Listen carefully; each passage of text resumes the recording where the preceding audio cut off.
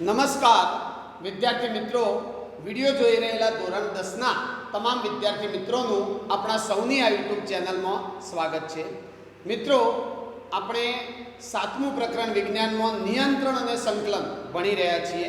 એમાં અગાઉ એક તાસ લીધો એટલે આપણને ખ્યાલ આવ્યો કે આ નિયંત્રણ અને સંકલનની ક્રિયા એ ચેતાતંત્ર સાથે સંકળાયેલી ક્રિયા છે અને એમાં કયા કયા અંગો મહત્વનો ભાગ ભજવે છે.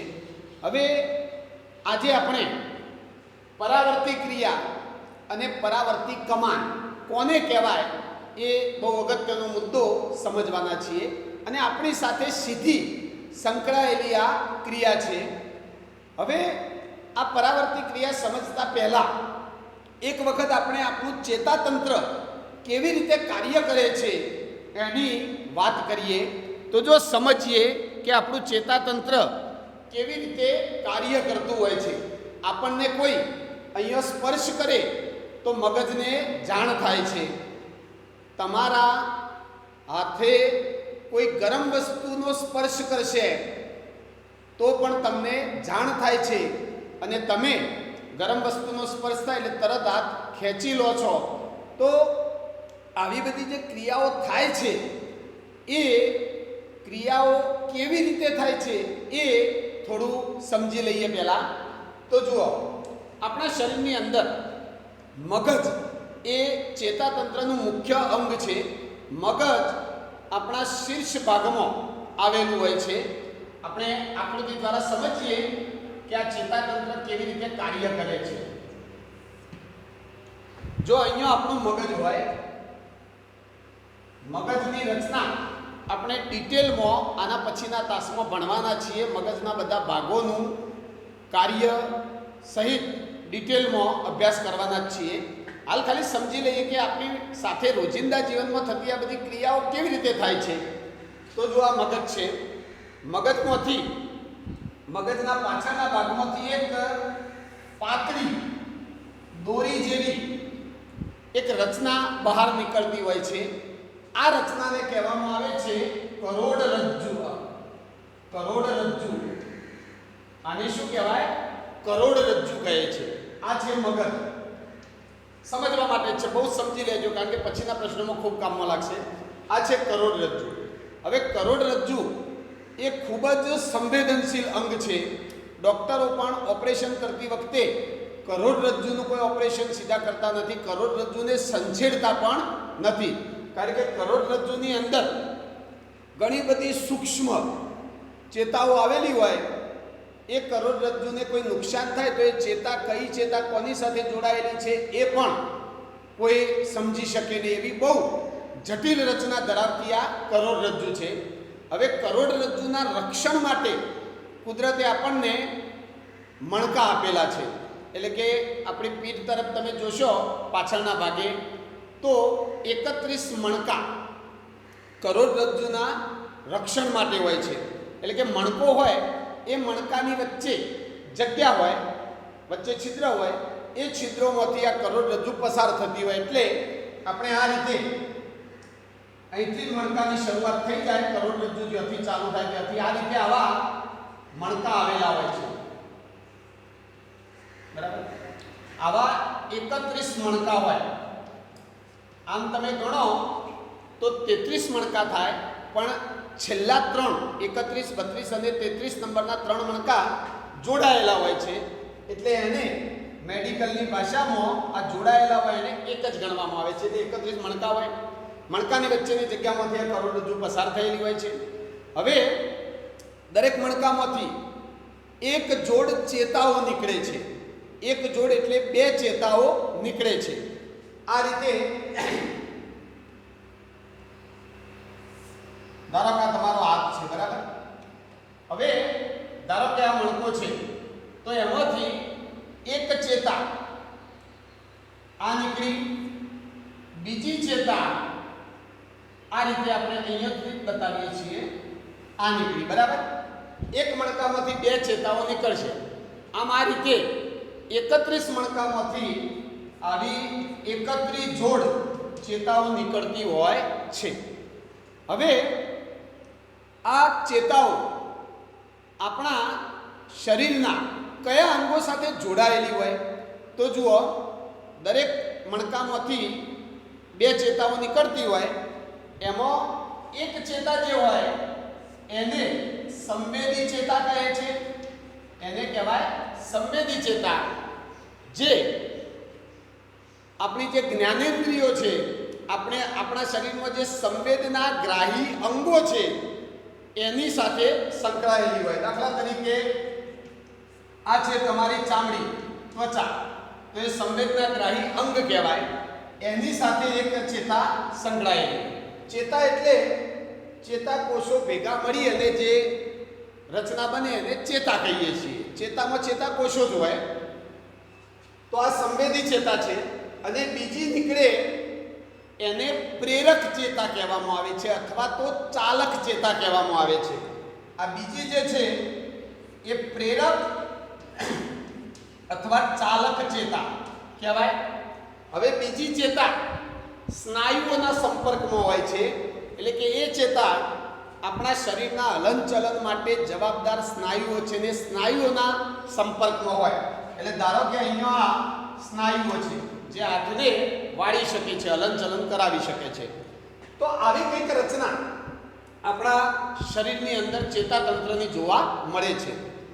આ કરોડરજ્જુ પર મણકા આવી જાય એટલે આખું જે બન્યું, આ સ્તંભ જેવું જે બન્યું એને કહેવાય કરોડ સ્તંભ.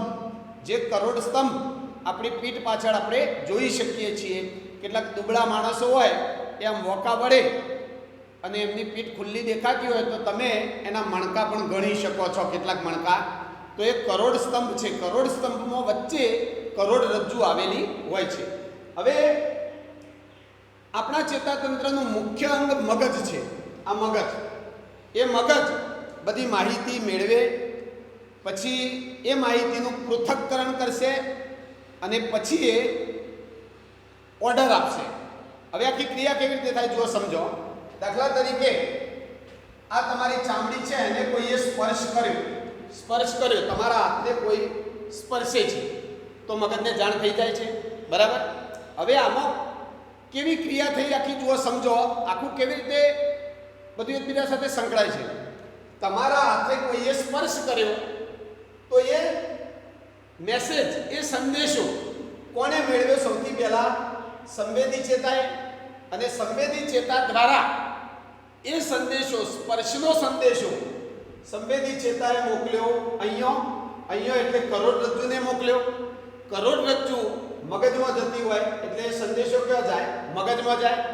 હવે મગજ એ સંદેશાને જોશે અને એની સામે કેવો જવાબ આપવો, કેવો ઓર્ડર આપવો એ મગજ નક્કી કરશે. હવે સંદેશો તો પહોંચી ગયો મગજમાં, પછી મગજ આદેશ આપશે, ઓર્ડર આપશે. એ ઓર્ડર આપશે, એ ઓર્ડર પાછો મગજમાં થઈ અને કરોડરજ્જુમાં આવશે. કરોડરજ્જુમાં થઈ અને હવે આ બીજી ચેતા છે, પ્રેરક ચેતા અથવા ચાલક ચેતા, એ જે મગજ તરફથી ઓર્ડર મળ્યો હોય, આદેશ મળ્યો હોય એ લઈને આવશે. અને એ ઓર્ડર કોને આપશે? સ્નાયુઓને. આ સ્નાયુઓ છે, સ્નાયુઓને ઓર્ડર આપે એટલે સ્નાયુઓ અંગનું હલનચલન કરી શકે. તમને કોઈ અહીંયા અડતું હોય અને તમે હાથ ખેંચો, પાછો ખેંચી લો હાથ, તો એટલામાં આખી ક્રિયા થઈ જાય. બહુ વિચારવા જેવી, સમજવા જેવી ક્રિયા છે. બહુ ઝડપી ક્રિયા છે, બહુ ઝડપી ક્રિયા. તમને અહીંયા કોઈ અડે તરત જ જાણ થઈ જાય છે. તો એટલામાં કેટલી ક્રિયા થઈ જાય વિચારો. તમને અહીંયા કોઈએ સ્પર્શ કર્યો તો પેલી સંવેદી ચેતા સંદેશો લઈ અને કરોડરજ્જુને મોકલે. કરોડરજ્જુ એ સંદેશો આગળ મગજમાં મોકલશે અને મગજ ઓર્ડર આપશે, આદેશ આપશે. અને એ આદેશ આપશે એ કરોડરજ્જુમાં થઈ પછી આ પ્રેરક ચેતા દ્વારા સ્નાયુઓને ઓર્ડર મળશે અને એ પ્રમાણે સ્નાયુઓ અંગનું હલનચલન કરશે. તો આ બહુ એટલે ખૂબ ઝડપી થતી ક્રિયા છે. તમને અહીંયા કોઈ અડે અને તમે હાથ ખેંચો એટલામાં આખી ક્રિયા થઈ જાય. એટલે બહુ ઝડપી થતી આ ક્રિયા છે. તો આવું જ આપણા શરીરમાં ચેતાતંત્રનું કાર્ય છે. હવે ક્યારેક શું બને છે જુઓ, ક્યારેક અમુક એવી ઘટનાઓ બને જેમાં બહુ ઝડપી તાત્કાલિક ઓર્ડર આપવો પડે. જો મોડું થાય તો શરીરના અંગોને નુકસાન થાય એવી સ્થિતિ હોય તો એવી પરિસ્થિતિમાં બહુ ઝડપથી જવાબ આપવો પડે. અને એ વખતે કેવી ક્રિયા થાય તો જુઓ, દાખલા તરીકે તમારા હાથે કોઈ ટોકણી ભોકે છે, પિન ટોકણી, તમારા હાથે કોઈ ટોકણી ભોકે છે, તો જેવી ટોકણી ભોકાય તરત તમારો હાથ પાછો ખેંચાઈ જાય છે, બરાબર? તરત જ હાથ પાછો ખેંચાઈ જાય. અને એ પણ તમે જુઓ, અહીંથી ટોકણી ભોકાતી હોય તો તમારો હાથ ઉપર નહીં જાય, ઉપર જાય તો પાછી વધારે ટોકણી ઘૂસી જાય, આમ પણ નહીં જાય, નહીંતર ટોકણીથી રિસોટો પડી જાય, વધારે નુકસાન થાય. એટલે અહીંયા ટોકણી ભોકાય તો હાથ પાછો ખેંચાય છે, અહીંયા ટોકણી ભોકાય તો હાથ આ બાજુ ખેંચાય છે. તો આવા કિસ્સામાં તાત્કાલિક જવાબ આપવો પડે. જો સહેજ મોડું થઈ જાય તો અંગને વધુ ઈજા થઈ જાય, નુકસાન થઈ જાય. તો આવા સંજોગોમાં કેવી ક્રિયા થાય એ જાણો. તો આવા સંજોગોમાં શું થાય કે દાખલા તરીકે તમારા અંગને, હાથને પિન ભોકે છે, કોઈ પિન ટોકણી, તો જેવી ટોકણી ભોકાય તરત જ એ સંદેશો આ સંવેદી ચેતા દ્વારા કરોડરજ્જુને મળે. હવે કરોડરજ્જુ એ સંદેશો આગળ મોકલશે નહીં, સમજજો. કરોડરજ્જુ એ સંદેશાને આગળ મોકલે મગજમાં, અને મગજ ઓર્ડર આપે, એમાં વાર થઈ જાય એટલે કરોડરજ્જુ મગજનું કામ કરી લેશે. મગજ જે કામ કરે છે ઓર્ડર આપવાનું એ કામ પણ કરી લેશે કરોડરજ્જુ.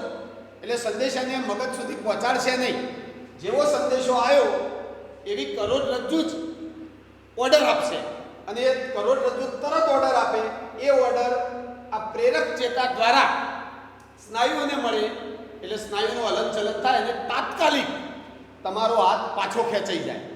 તો આવી ક્રિયાઓ કે જેમાં તાત્કાલિક ખૂબ ઝડપી જવાબ આપવાનો થાય તો એ વખતે મગજની જાણ બહાર, મગજને ખ્યાલ ના આવે, અને કદાચ ખબર પડે તો પછી ખબર પડે, પણ મગજની જાણ બહાર એ ક્રિયા કરોડરજ્જુ દ્વારા થઈ જતી હોય છે. એટલે કે કરોડરજ્જુ એ ક્રિયામાં મહત્વનો ભાગ ભજવે છે, આગળ મગજ સુધી સંદેશો પહોંચાડતી નથી.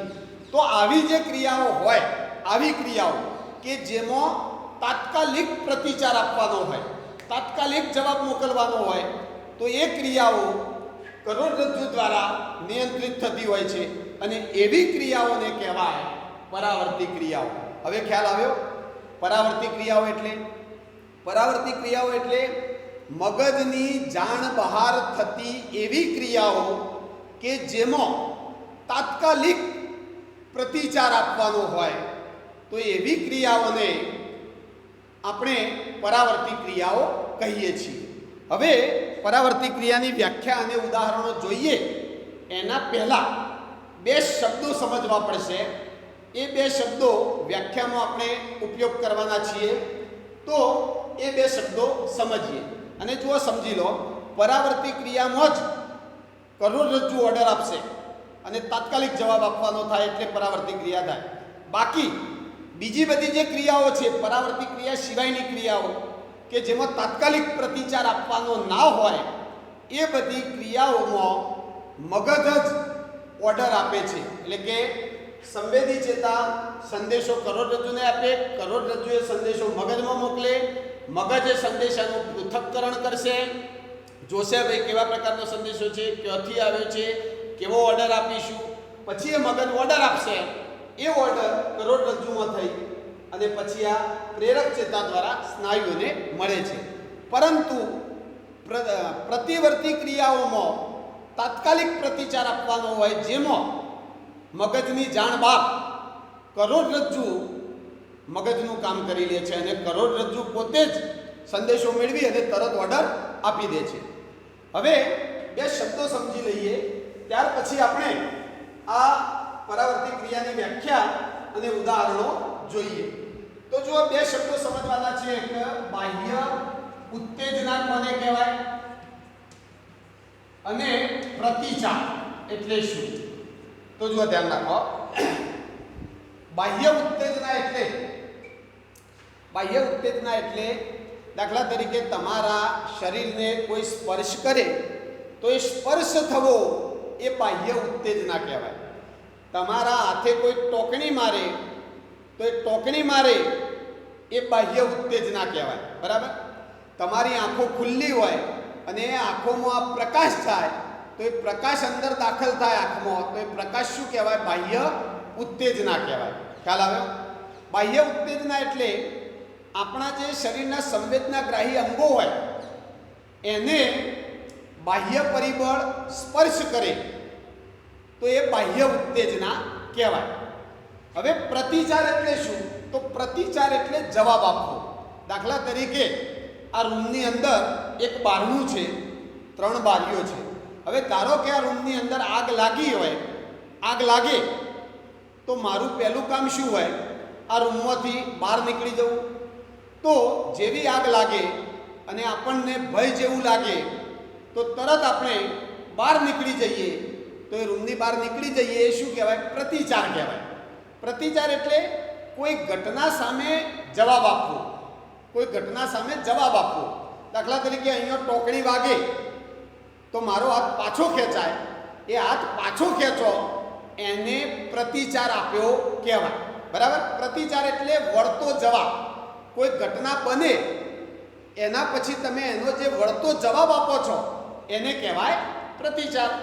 તો આવા બધા શબ્દોનો ઉપયોગ કરી અને આપણે પરાવર્તી ક્રિયાની વ્યાખ્યા લખીએ.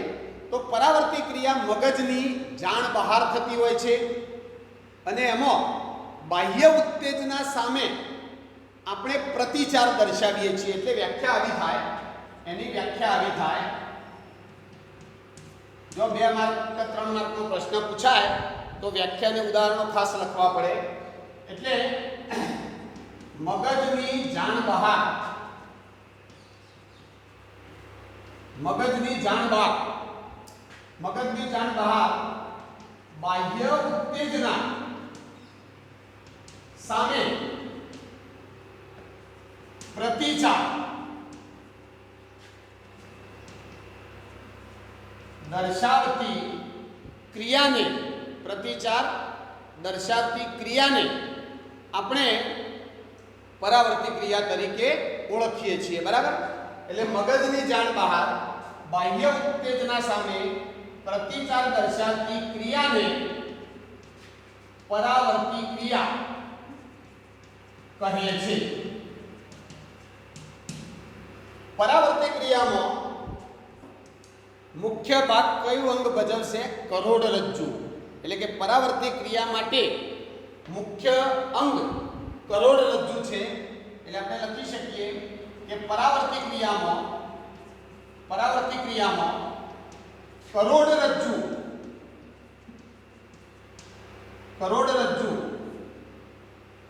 મહત્વનો ભાગ ભજવે છે. કરોડરજ્જુનો ભાગ બહુ મહત્વનો ફાળો છે.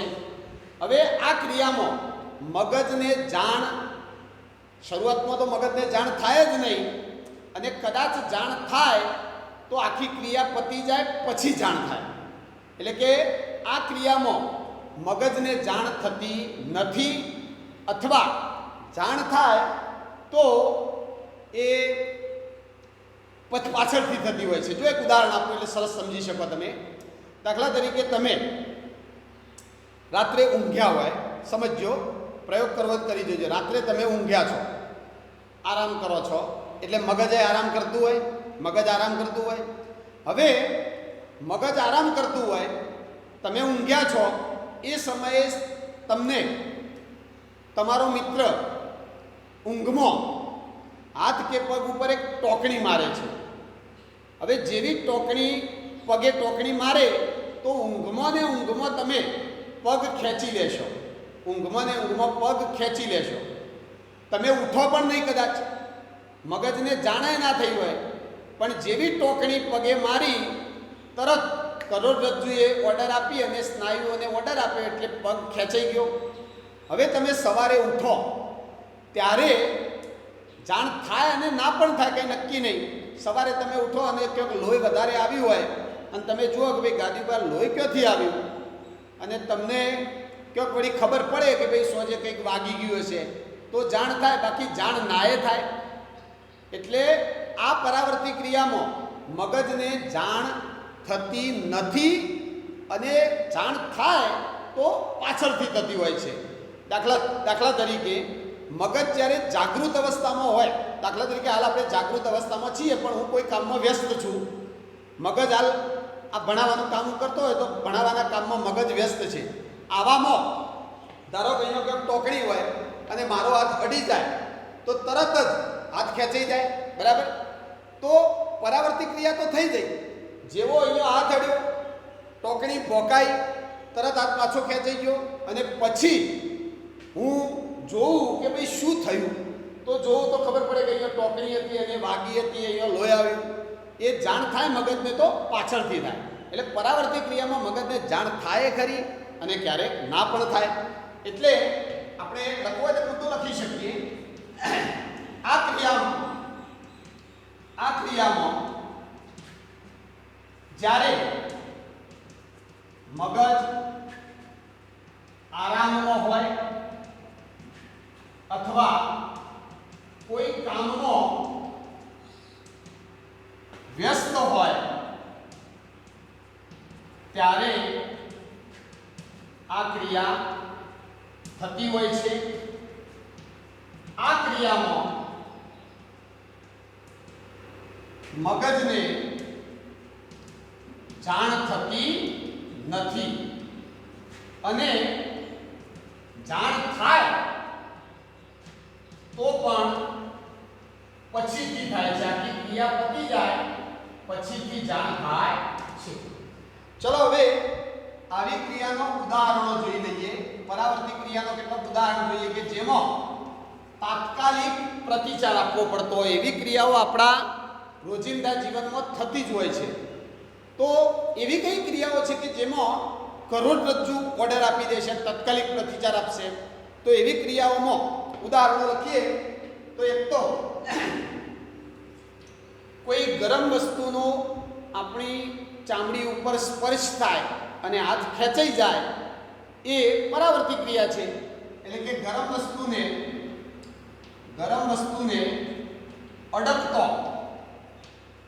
અડકતો હાથ ખેંચાઈ જવું, બરાબર? આ પરાવર્તિત ક્રિયા કહેવાય. પછી આપણા હાથ કે પગે પિન ભોંકવામાં આવે તો એ પણ શરીરના કોઈ અંગમાં પિન ભોંકતો, અંગનું ખેંચાવું, અંગ ખેંચાઈ જાય એ પરાવર્તિત ક્રિયા છે. પછી આપણે રસ્તામાં ચાલતા હોય અને ઉઘાડા પગે તમે ચાલતા હોય અને તમારા પગમાં કોટો વાગી જાય તો તરત જ પગ ઊંચો થઈ જાય છે, એ પરાવર્તિત ક્રિયા કહેવાય. પછી આપણે ઉધરસ ખાઈએ, છીંક ખાઈએ, એ પણ એક પરાવર્તિત ક્રિયા જ છે. જ્યારે તમને ઉધરસ કે છીંક આવે ત્યારે આપણું જે શ્વસન તંત્ર છે, આપણો શ્વસન માર્ગ છે, એમાં કંઈક અવ્યવસ્થા ઊભી થાય તો એ અવ્યવસ્થા દૂર કરવા માટે, એટલે કે જે ઓક્સિજન અને કાર્બન ડાયોક્સાઇડનું વહન થતું હોય શ્વાસનળીમાં, એમાં કંઈક ગડબડ થાય તો એ ગડબડ દૂર કરવા માટે શરીર છીંક કે ઉધરસ દ્વારા એ શ્વસન માર્ગને ચોખ્ખો કરે છે. તો આ રીતે ઉધરસ ખાવી, બગાસું ખાવું, છીંક આપવી એ પણ એક પરાવર્તિત ક્રિયા જ છે. કંઈક ગડબડ થાય તો તરત કરોડરજ્જુ ઓર્ડર આપશે અને છીંક દ્વારા એ ગડબડ દૂર થશે. એટલે ઉધરસ, બગાસું, છીંક આપવી આ બધી પરાવર્તિત ક્રિયાઓ છે. ત્યાર પછી આપણા આંખની જે કીકી છે એ વધારે પ્રકાશ હોય તો કીકી નાની થઈ જાય છે, એ પણ પરાવર્તિત ક્રિયા છે. કીકી એટલે તમને સમજાવી દઉં, આંખનો જે પડદો હોય એના વચ્ચેની ખાલી જગ્યા એને કીકી કહેવાય. હવે વધારે પ્રકાશ હોય તો એ વધુ પ્રકાશ આંખમાં જતો રહે તો આંખના અંદરના અવયવોને નુકસાન થાય, એટલે કીકી નાની થઈ જશે. પેલો પડદો સંકોચાઈ કીકી કેવી થઈ જશે? નાની થશે. તો વધારે પ્રકાશમાં કીકીનું નાનું થવું એ પણ પરાવર્તિત ક્રિયા છે. એટલે કે વધારે તીવ્ર પ્રકાશમાં કીકીનું નાનું થવું એ પણ પરાવર્તી ક્રિયા જ છે. પછી એક ઉદાહરણ જોઈએ. આપણા ફેફસામાં નીચેના ભાગે ઉરોદર પટલ આવે છે. એ ઉરોદર પટલના સ્નાયુઓમાં જે હલનચલન થાય, ઉરોદર પટલનું જે હલનચલન થાય, આપણે છઠ્ઠા પાઠમાં ભણી ગયા છીએ શ્વસનમાં કે શ્વાસોશ્વાસની ક્રિયામાં ઉરોદર પટલ મહત્વનો ભાગ ભજવે છે. એ ઉરોદર પટલ ઊંચે જાય, છાતીનું પોલાણ નાનું થાય, બધું ભણ્યા છીએ. એ ઉરોદર પટલનું હલનચલન એ પણ એક પરાવર્તી ક્રિયા છે. એટલે ઉરોદર પટલનું હલનચલન એ પણ એક પરાવર્તી ક્રિયા જ છે. આવી ઘણી બધી પરાવર્તી ક્રિયાઓ આપણા રોજિંદા જીવનમાં થતી હોય છે. પછી ઘૂંટણને ઓચકો લાગવો. ઘણી વખત તમે પલોઠી વાળીને બેસતા હોય તો ઘૂંટણને કંઈક એવો આંચકો લાગે, તરત પગ ખેંચાઈ જતો હોય છે. તો એ ઘૂંટણને આંચકો લાગવો એ પણ એક પરાવર્તી ક્રિયા છે. ઘૂંટણને આંચકો આવવો, આ બધી પરાવર્તી ક્રિયાઓ છે. તો આ બધી પરાવર્તી ક્રિયાઓ આપણે રોજિંદા જીવનમાં જોઈએ છીએ.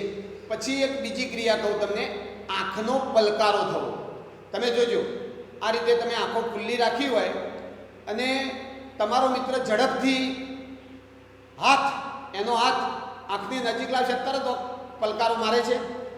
કંઈક ઉડતું હોય તો પણ આંખમાં પલકારો થઈ જાય છે, બરાબર? તો એ આંખમાં પલકારો થવો, આંખને બંધ કરવી તાત્કાલિક, એ કરોડરજ્જુ દ્વારા નિયંત્રિત થતી ક્રિયા છે, એટલે કે પરાવર્તી ક્રિયા છે. તો એ પણ આવી જાય. આંખના પલકારા થવા, આ બધી પરાવર્તી ક્રિયાઓ છે. તો આ પરાવર્તી ક્રિયા વિશે આપણે જોયું. એકવાર સરસ મજાનો સ્ક્રીનશોટ લઈ લો. આ આખો પ્રશ્ન પરાવર્તી ક્રિયાનો પરીક્ષા માટે અગત્યનો છે, એ લઈ લો. પછી આપણે પરાવર્તી કમાન શું છે એ સમજીએ. ચલો સ્ક્રીનશોટ લઈ લો એકવાર.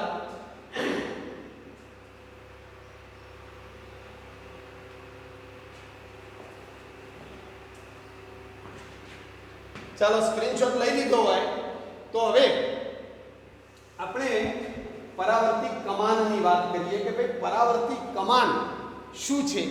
તો પરાવર્તી કમાન એક એવી રચના છે જે પરાવર્તી ક્રિયામાં જોવા મળે છે.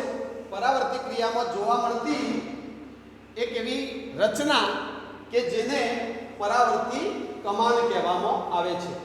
પરાવર્તી ક્રિયાને અંગ્રેજીમાં રિફ્લેક્સ એક્શન કહેવાય. Reflex action. તમે ભૌતિક વિજ્ઞાનમાં પરાવર્તન ભણી ગયા કે નહીં? પરાવર્તનમાં શું થાય સમજવા જેવું છે. આ બધું એકબીજા સાથે જોડો તો સમજી શકો. પરાવર્તનમાં શું થાય કે જ્યારે પ્રકાશનું કિરણ કોઈ અપારદર્શક સપાટી ઉપર આપાત થાય, અથડાય, તો સપાટી ઉપરથી જે પાછું ફેંકાય, આ ઘટનાને કહેવાય પરાવર્તન. અને આવું જ કંઈક પરાવર્તી ક્રિયામાં પણ થાય છે. પરાવર્તી ક્રિયામાં પણ જે સંદેશો આવે છે, પેલી સંવેદી ચેતા જે સંદેશો લાવે છે કરોડરજ્જુ સુધી, તો કરોડરજ્જુ ત્યાંથી સીધું જેમ પરાવર્તન થતું હોય એમ તરત ઓર્ડર આપી દે છે. તો આ પરાવર્તન જેવી ઘટના થાય છે, એટલે નામ આપ્યું છે પરાવર્તી ક્રિયા. બરાબર? ચલો હવે પરાવર્તી કમાન શું છે એને સમજીએ. પરાવર્તી કમાનની વ્યાખ્યાને બધું જોઈએ, આકૃતિ સાથે સમજીએ. પરાવર્તી કમાન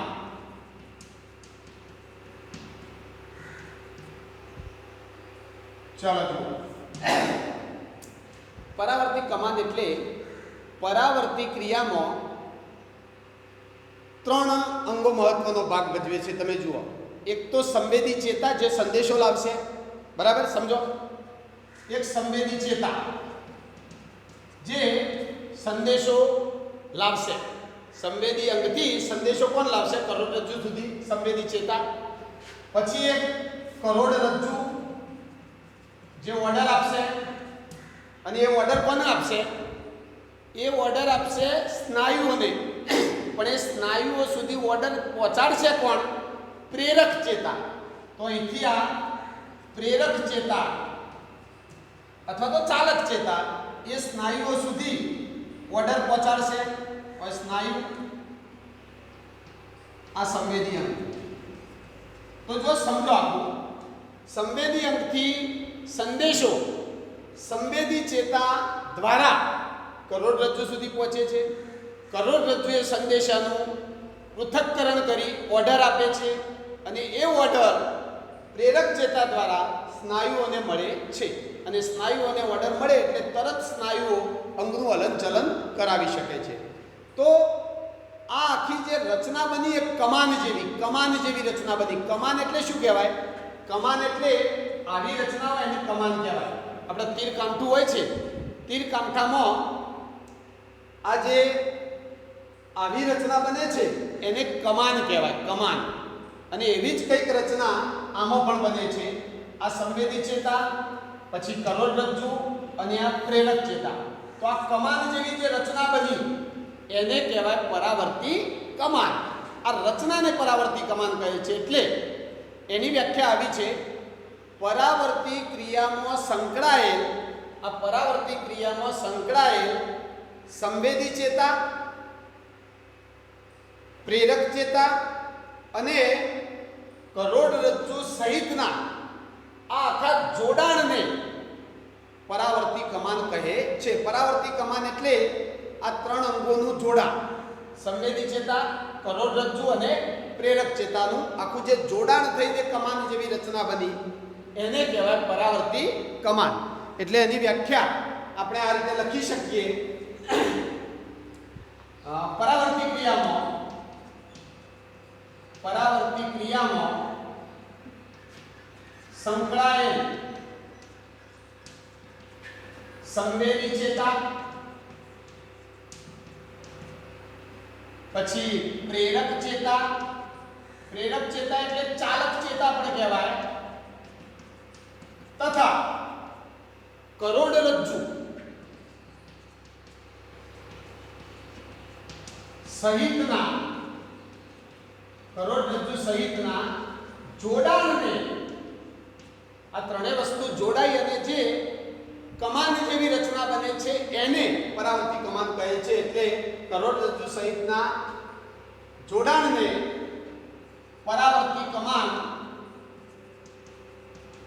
કહે છે. બરાબર. ચલો હવે આ પરાવર્તી કમાન દર્શાવતી આકૃતિ આપણે દોરીએ, જે પુસ્તકની અંદર આપેલી જ છે. એ આકૃતિને વ્યવસ્થિત રંગીન ચોકથી આપણે દોરીએ, આખી આકૃતિ વ્યવસ્થિત દોરી અને સમજીએ આ પરાવર્તી કમાન. અને પરાવર્તી કમાનમાં મૂળ કઈ ક્રિયા થાય છે? પરાવર્તી ક્રિયા જ થાય છે. આ તો આ જે રચના બની, સંદેશો લાવવો, એ સંદેશાનો જવાબ આપવો, આ બધું જે માર્ગે થાય છે, આ જે માર્ગે થાય છે, જે રસ્તે આ બધું થાય છે, રસ્તો કમાન આકારનો છે. એટલે એને નામ આપ્યું પરાવર્તી કમાન. ચલો હવે આપણે આ પરાવર્તી કમાન દર્શાવતી આકૃતિ દોરીએ. તો જુઓ, ધ્યાન રાખો. ચલો સૌથી પહેલાં હું પરાવર્તી ક્રિયા દર્શાવી હોય તો તમારા હાથ કે પગને કોઈ ગરમ વસ્તુ અડતી હોય એવું બતાવીએ. ચલો આપણે હાથ દોરીએ.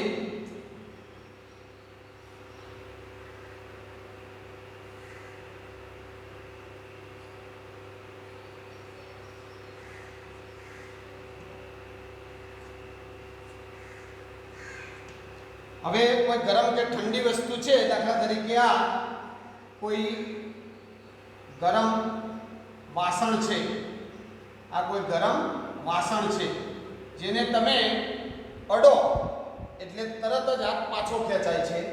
તો આ ગરમ વસ્તુને આપણે અડીએ છીએ.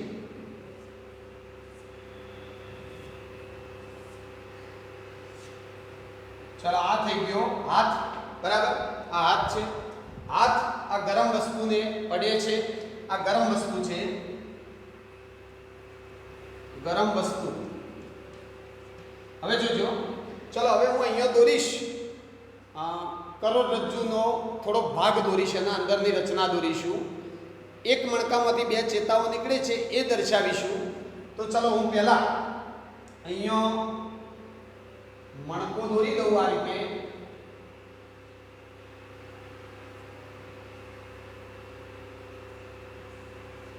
મણકાના અંદરની રચના જોઈએ. જો હું શું દોરું છું એ પહેલાં સમજી લો. આ કરોડરજ્જુ હોય, એ કરોડરજ્જુને તમે અહીંથી કાપો અથવા તો અહીંથી આમ જુઓ. દાખલા તરીકે આ કરોડરજ્જુ છે. આ કરોડરજ્જુને ઉપર મણકા હોય. હવે કોઈ એક મણકાના અંદર આમ જુઓ, અહીંથી જુઓ તો આખો મણકો અને બે ચેતાઓ નીકળતી દેખાય. એ રચના આપણે દોરીએ છીએ. તો આ રીતે આ મણકો છે. હવે મણકાના અંદર જુદા જુદા આવા દ્રવ્યો અંદર આવેલા હોય, જે એચ આકારે ગોઠવાયેલા હોય બધા દ્રવ્યો આ રીતે. બરાબર. હવે જુઓ, ચલો એમાંથી આ રીતે કરી આવી રીતે દોરવાનું. બરાબર. એવું એવું આ બાજુ દોરી દઈએ.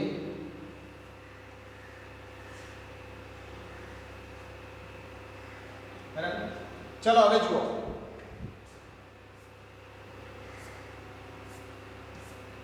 આ કરોડરજ્જુ છે. ધ્યાન રાખજો, એક એક ભાગનું. આ કરોડરજ્જુ છે.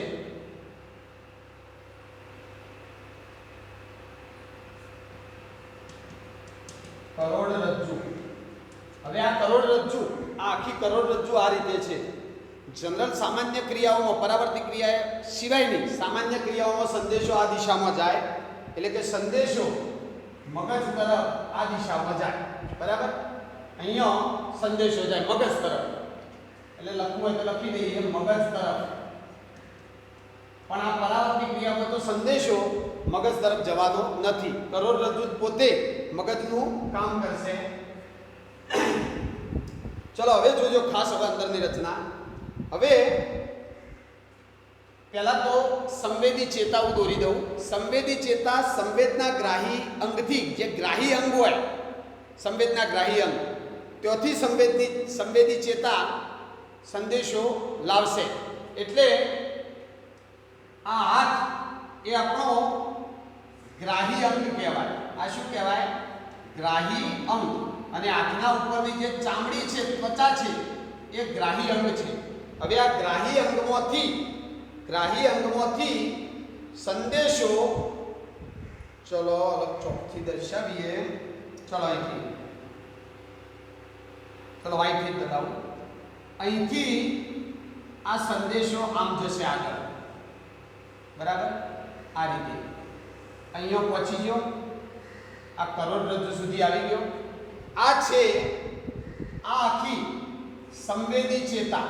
આ શું છે? સંવેદી ચેતા, જે સંવેદી અંગમાંથી, ચામડીમાંથી સંદેશો કરોડરજ્જુ સુધી લાવે છે. આ થઈ સંવેદી ચેતા. ચલો હવે સંદેશો અહીંથી આવ્યો અહીંયા.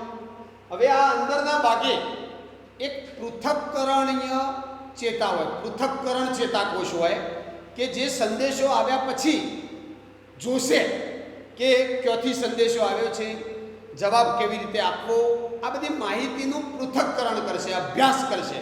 તો એ આપણે અહીંયા વચ્ચેના ભાગે બતાવી દઈએ. ચલો અહીંયા આ છે પૃથક્કરણ ચેતાકોષ. ધ્યાન રાખજો, આ છે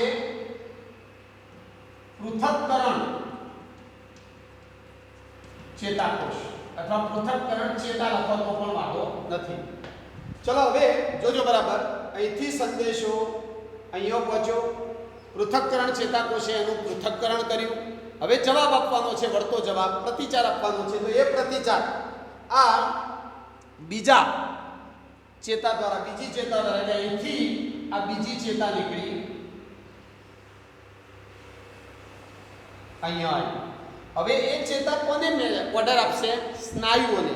તો આ છે સ્નાયુઓ. ચલો આ હું દર્શાવી દઉં. આ સ્નાયુઓ, આ થયા હાથના સ્નાયુ. એ હાથના સ્નાયુઓને ઓર્ડર મળે એટલે હાથના સ્નાયુઓ ખેંચાય, જેથી અંગ તરત જ પાછું ખેંચાઈ જશે. તમને ટોકડી વાગે, હાથ પાછો ખેંચાય, તો એમાં આ ક્રિયા થતી હોય છે. ટોકડી વાગે એટલે, અથવા તો ગરમ વસ્તુનો સ્પર્શ થાય એટલે સીધો આ સંદેશો સંવેદી ચેતા દ્વારા કરોડરજ્જુને મળે. કરોડરજ્જુની અંદર પૃથક્કરણ ચેતાકોષ એનું પૃથક્કરણ કરશે અને પછી ઓર્ડર આપશે. એ ઓર્ડર આ પ્રેરક ચેતા દ્વારા સ્નાયુઓને મળે અને સ્નાયુને મળે એટલે સ્નાયુઓ ખેંચાઈ અને અંગનું હલનચલન કરે છે. આ પ્રેરક ચેતા છે. આ છે પ્રેરક અથવા તો ચાલક ચેતા. બરાબર. આમ આ રીતે આખી પરાવર્તી ક્રિયા થતી હોય છે. બરાબર. આખું કમ્પ્લીટ દોરી ગયું. આ પરાવર્તી ક્રિયા દર્શાવતી આકૃતિ છે. જો આમાં સમજો, એકદમ સરળતાથી સમજી લો. તમને અહીંયા ગરમ વસ્તુનો સ્પર્શ થયો, એ સ્પર્શ થયો એ સંદેશો સંવેદી ચેતાએ ગ્રહણ કરી અને એ સંદેશાને ક્યાં મોકલ્યો? કરોડરજ્જુમાં. કરોડરજ્જુની અંદર એ સંદેશો ગયો. પછી પૃથક્કરણ ચેતાકોષ એનું પૃથક્કરણ એટલે એનાલિસિસ કરશે કે ક્યાંથી સંદેશો આવ્યો છે, કેટલા પ્રમાણમાં ઈજા થઈ છે, હવે જવાબ વળતો કેવો આપવો, એ બધું પૃથક્કરણ કરી અને વળતો જવાબ આપવા માટે પ્રેરક ચેતા દ્વારા ઓર્ડર મોકલશે, આદેશ મોકલશે અને એ આદેશ પ્રમાણે આ સ્નાયુઓ હલનચલન કરી અને હાથને પાછો ખેંચી લે છે. આ બહુ ઝડપી, અતિશય ઝડપી થતી ક્રિયા છે. વિચારો, તમને ટોકડી વાગે હાથ ખેંચો એટલામાં આખી ક્રિયા થઈ જાય. એટલે અતિશય ઝડપી થતી આ ક્રિયા છે. તો આ પરાવર્તી કમાન દર્શાવતી આકૃતિ છે. આ પરાવર્તી કમાન થયા. આ જે આખો ભાગ તમને દેખાય છે ને, સંવેદી ચેતા, કરોડરજ્જુ અને પ્રેરક ચેતા, આ કમાન જેવી જે રચના બની એને પરાવર્તી કમાન કહેવામાં આવે છે. ચલો એકવાર સ્ક્રીનશોટ લઈ લો. ત્યાર પછી પ્રાણીઓમાં પરાવર્તી ક્રિયા કેવી રીતે થાય છે એની થોડી વાત કરી લઈએ, પછી આ તાસ પૂરો કરીએ. ચલો સ્ક્રીનશોટ લઈ લો એકવાર.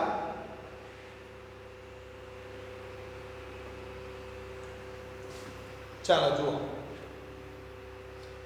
હવે વાત કરીએ પ્રાણીઓમાં પરાવર્તી કમાન. મનુષ્યની તો વાત કરી, પણ પ્રાણીઓમાં પણ આવી જ પરાવર્તી કમાન જોવા મળે છે. પ્રાણીઓ પણ તમે ક્યારેક અનુભવ કરેલો હોય, કોઈ કૂતરું કે કોઈ પ્રાણી હોય એને પણ ટોકણી પોખશો તો તરત એ પગ પાછો ખેંચી લે છે. તો એમનામાં પણ આ ક્રિયા થતી જ હોય છે.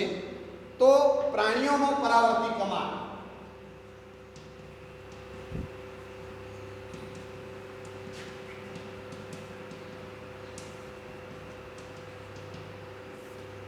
અને જુઓ, પ્રાણીઓ અને મનુષ્યોમાં ઘણો ફરક છે. મનુષ્ય વિચારી શકે છે. મનુષ્યમાં વિચારવાની કુદરતે એક આગવી આપણને ભેટ આપેલી છે. એટલે મનુષ્ય જુદું જુદું વિચારી શકે છે. આપણું મગજ ઘણી બધી ગણતરીઓ કરી શકે છે. સારી રીતે માહિતીનું પૃથક્કરણ કરી શકે છે. કોઈ પણ માહિતી મગજમાં પહોંચે તો મગજ જુદી જુદી બધી રીતે વિચારી અને સારી રીતે માહિતીનું પૃથક્કરણ કરે છે અને આદેશ આપી શકે છે.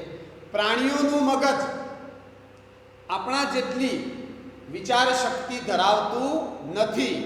પ્રાણીઓના મગજમાં વિચારવાની જે ક્રિયા હોય એ સતેજ હોતી નથી. સમજો બરાબર. પ્રાણીઓમાં વિચારવાની ક્રિયા સતેજ હોતી નથી. લખીએ એક મિનિટ ખાલી. પ્રાણીઓમાં વિચારવાની ક્રિયા સતેજ હોતી નથી. આપણા જેટલી સતેજ હોય નહીં. એટલે એમને તો ખાસ આ પરાવર્તી ક્રિયાની જરૂર પડશે, કારણ કે મગજ બધું બહુ વિચારી શકતું નથી એમનું. એટલે પરાવર્તી ક્રિયા દ્વારા એ પ્રાણીઓ તાત્કાલિક પ્રતિચાર આપતા હોય છે. મોટાભાગના પ્રાણીઓમાં વિચારવા માટે મગજની અંદર જે જટિલ ચેતાકોષીય રચના હોવી જોઈએ આપણા મગજમાં હોય છે, પણ પ્રાણીઓના મગજમાં વિચારવા માટે આવી જટિલ ચેતાકોષીય રચના જોવા મળતી નથી. અને કદાચ કોઈ પ્રાણીમાં જોવા મળતી હોય તો એ પણ અલ્પ વિકસિત હોય છે. રચના કેવી હોય છે? અલ્પ વિકસિત હોય છે. માટે પ્રાણીઓમાં પણ આ પરાવર્તી ક્રિયા સારી રીતે થાય છે. એટલે કે પ્રાણીઓમાં પણ પરાવર્તી કમાન જોવા મળે છે. આ કારણ છે. અને ખૂબ સારી રીતે, આપણા કરતાં પણ સારી રીતે પ્રાણીઓમાં આ પરાવર્તી ક્રિયા જોવા મળતી હોય છે. કારણ કે એમને મગજ ભગવાને એવું આપ્યું છે કે જેમાં વિચારવાની ક્ષમતા ઓછી છે. પ્રાણીઓના મગજમાં આ જટિલ ચેતાકોષીય રચના હોતી નથી અથવા હોય તો અલ્પ વિકસિત હોય છે. માટે એમને તાત્કાલિક પ્રતિચાર આપવા માટે કરોડરજ્જુ ઉપર આધાર રાખવો પડે છે. એટલે પ્રાણીઓમાં પણ કરોડરજ્જુ દ્વારા આવી પરાવર્તી કમાન રચાય છે અને પરાવર્તી ક્રિયાઓમાં તાત્કાલિક પ્રતિચાર પ્રાણીઓ પણ સારી રીતે આપી શકે છે. એટલે કે પ્રાણીઓમાં પણ આ પરાવર્તી કમાન જોવા મળે છે. ચલો હવે આપણે આ તાસ પૂરો કરીએ. આવતા તાસમાં આપણે આપણા મગજની રચના જોઈશું કે મગજના અંદર કેવા ભાગો હોય, એ કયા કયા ભાગોની અંદર કેવો કાર્યો કરતું હોય છે મગજ. આ બધું ડિટેલમાં આખા મગજની રચના આપણે આવતા તાસમાં જોઈશું.